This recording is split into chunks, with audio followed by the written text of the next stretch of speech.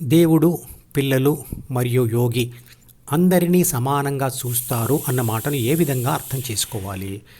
మొదటగా డైవర్షన్ పద్ధతిని అర్థం చేసుకోవాలి.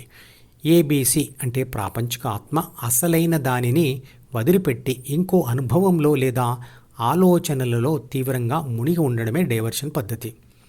ఆ సమయంలో అసలైనది ఎదురుగా ఉన్నది కనబడదు, వినబడదు మరియు రుచి, స్పర్శ, వాసన తెలియదు. శూద్ర దశలో ఉన్న వ్యక్తి లేదా చిత్రపటంలో చూపించిన ఏబీసీ ప్రపంచాన్ని వదిలిపెట్టే డైవర్షన్ పద్ధతిలో ధ్యానం మొదలుపెట్టి, అంటే ఏబీసీ యొక్క ధ్యాసను హృదయంపై నిలపడం మొదలుపెట్టి క్రమక్రమంగా సాధన అభివృద్ధి చెందిన కొద్దీ వైశ్య దశలోకి ప్రవేశించి తర్వాత క్షత్రియ దశలోకి, తర్వాత బ్రాహ్మణ దశ కూడా దాటి అతని యోగి అవుతాడు. అలాంటి యోగి ప్రపంచం ఎదురుగా ఉన్న దానిని వదిలి నిరంతరంగా విశ్వశక్తి అంటే పరమాత్మ యొక్క స్పృహని కలిగి ఉంటాడు. అంటే పరమాత్మ అనుభవంలో ఉంటాడు. అంటే అంతటా అతను విశ్వశక్తిని చూస్తూ ఉంటాడు. విశ్వశక్తియే అన్ని జీవులలో ఆత్మగా ఉండడాన్ని అనుభవంలో గమనిస్తాడు. అలాంటి వ్యక్తి ఇతరులను ఎలా చూస్తాడో భగవద్గీత గ్రంథం 5వ అధ్యాయం 18వ శ్లోకంలో కృష్ణుడు ఇలా వివరిస్తాడు. విద్యా వినయ సంపన్నే బ్రాహ్మణే గవిహస్తిని శునిచైవశ్వపాకే చ పండితాః సమదర్శినః.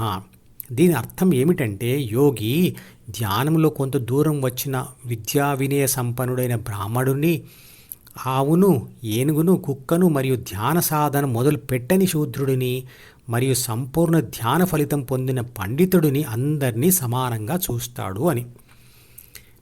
నిజానికి అతను అలా చూడడం వెనకాల అతనికి అన్నిటినీ సమానంగా చూడాలనే భావము ఉండదు. అసలు ఏ భావము ఉండదు. ఎందుకంటే డీను అంటే జ్ఞాపకాల పుస్తకమని వదిలిపెట్టి ఉంటాడు కాబట్టి, నిరంతరంగా విశ్వశక్తి అనుభవంలో అంటే స్పృహలో ఉంటాడు కాబట్టి, దానిని తప్ప మిగతా అందరినీ మరియు అన్నిటినీ నిర్లిప్తంగా సాక్షిగా మాత్రమే గమనిస్తూ ఉంటాడు. అప్పుడే పుట్టిన పసిపిల్లల చూపు కూడా అలాగే ఉంటుంది. ఎందుకంటే వారికి ఇంకా ద్వితీయ మనసు ఏర్పడి ఉండదు. అందువల్ల వారి ధ్యాస హృదయంలో స్థిరంగా ఉంటుంది. అంటే విశ్వశక్తి లేదా పరమాత్మ స్పృహలో ఉంటారు. విశ్వశక్తి లేదా దేవుడు అందరినీ సమానంగా చూస్తాడు అని అనుకుంటాం. ఇది గుడ్డివాడు అందరినీ సమానంగా చూస్తాడు అన్నట్టుగా ఉంటుంది. దేవుడు నిర్లిప్తంగా ఉంటాడు. ఎవరిని చూడడు, ఎవరిని పట్టించుకోడు. పూజిస్తే పొంగిపోయి వరాలు ఇవ్వడు, పూజలు చేయకపోతే శాపాలు పెట్టడు. ఎందుకంటే మనసే ఉండదు కనుక.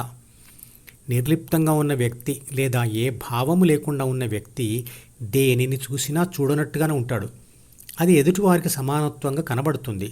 మీ వైపు చూస్తూ ఉన్నా అతను ఏదో ఒక అనుభవంలో లేదా ఆలోచనలో తీవ్రంగా మునిగి ఉన్నందున ఎదురుగా ఉన్నది మీరైనా, పామైనా, ఏనుగు అయినా, ఎలక అయినా ఒకేలాగా కనబడుతుంది. అంటే యోగి మీ వైపే చూస్తూ ఉన్నా అతను మీ శరీరాన్ని గమనించడు, మీలోని ఆత్మని మాత్రమే చూస్తాడు. అలాంటి మనిషి ఎదుటివాడిని శూద్రుడు అని లేదా అంటరాని వాడు అని ఎలా అనగలడు? సెల్ ఫోన్ల శరీరాలు మరియు వాటి పేర్లు అంటే నెంబర్లు వేర్వేరుగా ఉంటాయి. కానీ అన్ని సెల్ ఫోన్లను మరియు రోబోలను నడిపిస్తున్న వాటి బ్యాటరీలలోని విద్యుత్ శక్తి ఒకటే. వాటిలోని పనితనం వేర్వేరు పనితనములకు కారణం వాటి జ్ఞాపకాల గదులలో తయారీదారుడు దాచి ఉంచిన సాఫ్ట్వేర్. ఇది పైన చిత్రపటంలో చూపించిన విధంగా మనుషులలోని ప్రాథమిక మనసు లాంటిది. మనుషులందరూ రోబో లేదా సెల్ ఫోన్ లాంటి శరీరాలు కలిగి ఉన్నారు. కానీ వారిని నడిపిస్తున్న ఆత్మశక్తి మాత్రం ఒకటే. అదే అన్ని జీవులలో శరీర రక్షణ, పోషణ, పునరుత్పత్తి బాధ్యతలు నిర్వర్తిస్తూ ఉంటుంది. ఈ మధుపదం యూట్యూబ్ ఛానల్ వీడియోని సబ్స్క్రైబ్ చేసి గంట గుర్తును నొక్కి ఆల్ని సెలెక్ట్ చేసి ప్రతిరోజు యూట్యూబ్ ఓపెన్ చేసి అడుగున ఉన్న సబ్స్క్రిప్షన్ బటన్ నొక్కితే అన్ని లేటెస్ట్ వీడియోలు చూడవచ్చు.